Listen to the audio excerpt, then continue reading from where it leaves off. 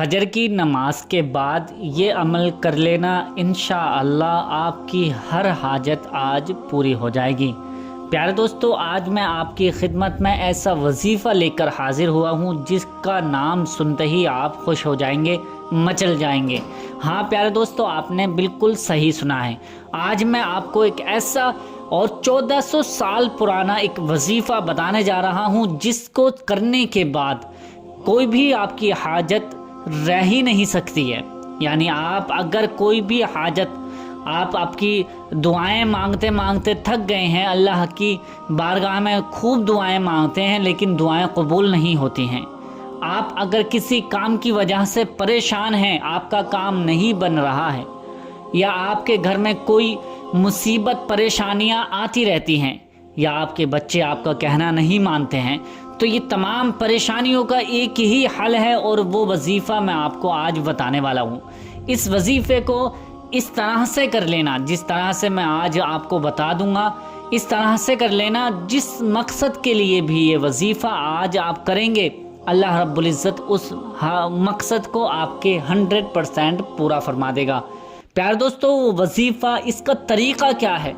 کیونکہ بہت سے بھائی بہن طریقہ سنتے نہیں ہیں اور یہ صرف اور صرف وظیفہ سن لیتے ہیں، اور وہ جلد بازی کی وجہ سے وہ جلد وظیفہ کر لیتے ہیں، اور وہ چاہتے ہیں کہ ایک ہی دن میں ہمیں اثر میں ہو جائے، ایک ہی دن میں ہمیں رزلٹ مل جائے، اور ایک ہی دن میں ہماری حاجت پوری ہو جائے، ہماری تمنائیں پوری ہو جائیں، ہمارے مقصد پورے ہو جائیں۔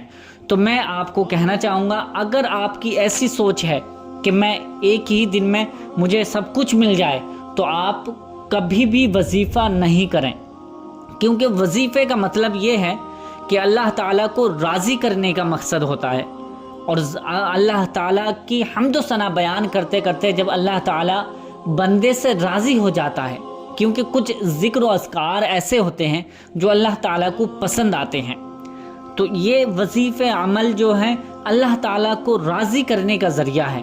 جیسے آپ چاہتے ہیں کہ میرا بہت ہی جلد کام بن جائے، بہت ہی جلد آپ کا کام ہو جائے، کام بن جائے، تو آپ کو سورہ اخلاص کا بھی یہ وظیفہ عمل کر لینا ہے۔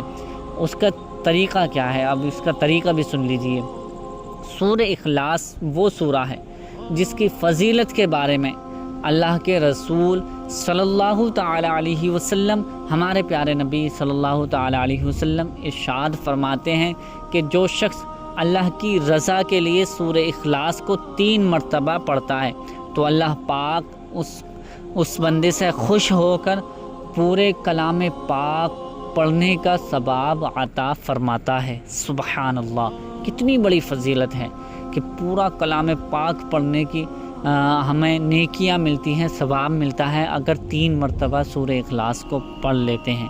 اور اسی کے ساتھ ساتھ ہم جب سورہ اخلاص کو 41 مرتبہ 41 مرتبہ پڑھیں گے تو آپ اندازہ لگا سکتے ہیں کہ ہمیں کتنے کلام پاک پڑھنے کا ثواب ملے گا۔ تو آپ کو میں اس کا وظیفہ، اس کا طریقہ، اس کا عمل بھی بتانے والا ہوں۔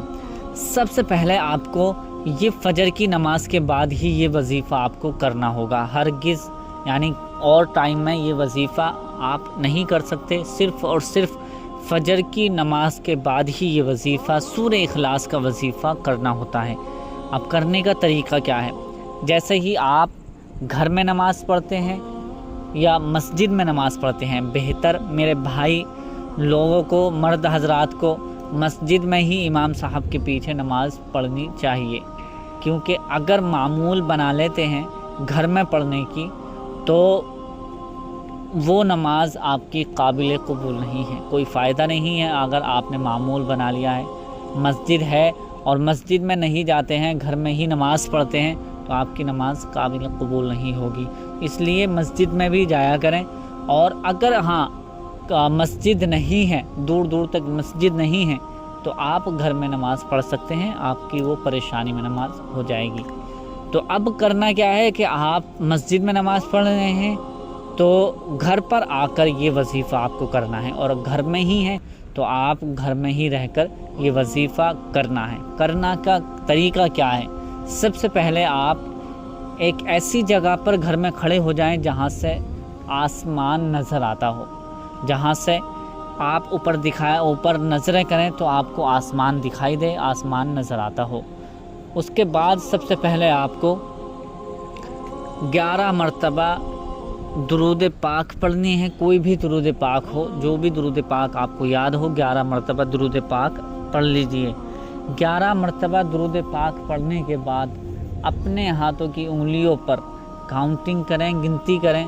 11 مرتبہ سورہ اخلاص آپ کو پڑھنی ہے، اس طرح سے پڑھنی ہے: بسم اللہ الرحمن الرحیم، قل هو اللہ احد اللہ الصمد لم یلد ولم یولد ولم یکن لہ کفوا احد۔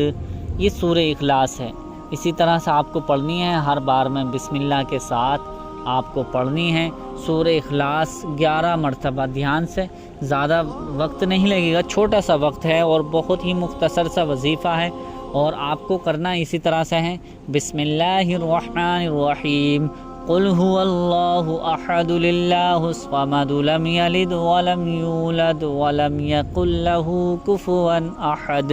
بسم اللہ الرحمن الرحیم، قل هو اللہ احد۔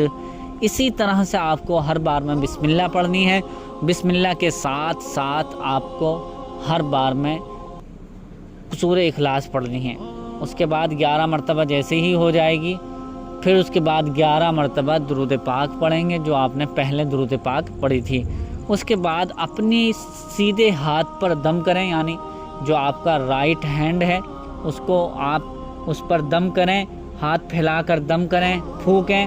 3 مرتبہ پھونکنے کے بعد مٹھی کو بند کر لینا ہے، مٹھی بند کر لیں۔ مٹھی بند کرنے کے بعد آپ اس مٹھی کو بند ہی رکھیں جب تک آپ گیٹ پر نہ پہنچ جائیں، گھر کے دروازے پر نہ پہنچ جائیں۔ یعنی جب گھر کے دروازے پر، جو انٹری کرنے کا مین دروازہ ہے، جو آپ گھر سے باہر ہو جاتے ہیں، گھر سے باہر نکل جاتے ہیں، اس دروازے پر آپ کھڑے ہو کر اللہ کی بارگاہ میں دل ہی دل میں تمنا کریں: اے مولا، مجھے رزق حلال عطا فرما، یعنی حلال رزق عطا فرما، اور میرے رزق میں برکت عطا فرما۔ اس طرح سے آپ اپنے لیے دعا کرنا ہے اور اس کو کھول دینا ہے، یعنی مٹھی کو کھول دینا ہے۔ اسی طرح سے آپ کو یہ روزانہ وظیفہ آپ کو کرنا ہے۔ اس کے چند ہی دن میں آپ کا جو بھی بڑے سے بڑا مقصد ہوگا آپ کا پورا ہو جائے گا۔ بڑے سے بڑی حاجتیں پوری ہو جاتی ہیں، بڑے سے بڑے مقصد پورے ہو جاتے ہیں۔